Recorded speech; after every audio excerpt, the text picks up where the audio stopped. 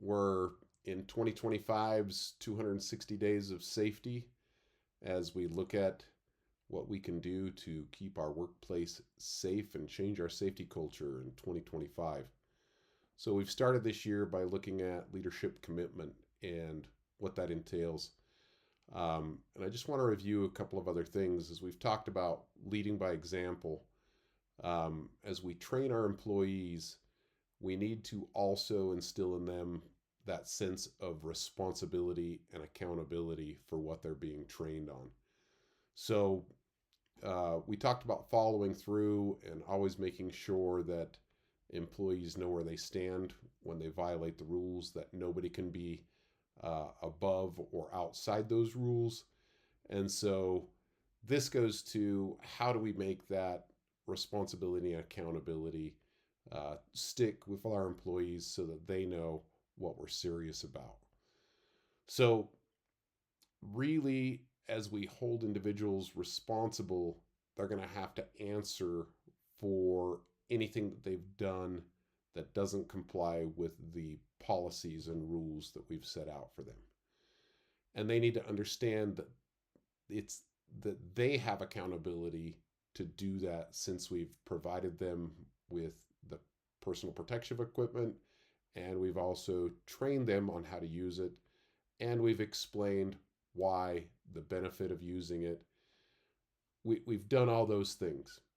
And the reason we want to do this is so that we're disciplining when we need to discipline. We can always reward, but as we discipline, that will help us further drive home the accountability that employees have for keeping the workplace safe. And I'll just give you a quick example that there was one time where I was working with a construction company and OSHA had been called out on this site several times. They were building a building in a downtown area. There were apartments right across the street, and there was an individual that would take videos of employees at the construction site doing work that they thought was hazardous, and they'd share those videos with OSHA. And there was one Saturday morning in particular where we had a couple of guys that were just basically rolling up at the end of the day, had removed their fall protection in a way that they shouldn't have, so they were exposed. And it was the only time that I've really been able to go and tell OSHA, hey, this is really isolated employee misconduct. And we were able to avoid a fine, which is not very common. But we had things in place where we had record of training. We had not just once, but several different times. We had signed documents by them of fall protection training. We had several instances of disciplinary action that had been taken.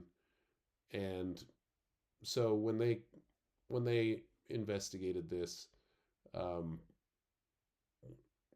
the company that I was working with was not fined for those employees being on that building without fall protection.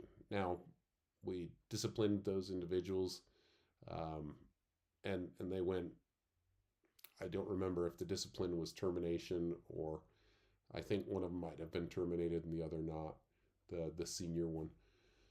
But the point is if we're doing our due diligence and we're really focusing on training and holding employees accountable and disciplining as we hold them accountable, then not only do we avoid those accidents, but we may be able to avoid other problems that arise, such as an OSHA inspection. So as we work on 2025 and we review our safety programs and we make this effort to improve safety culture and talk about these things, that's one of the big things that we need to remember is how do we hold our employees accountable in a way and how do we instill in them that responsibility, that pride in their work that, hey, not only am I going to do this in the way that you guys have asked me, but I'm going to go and do it the best that I can do it.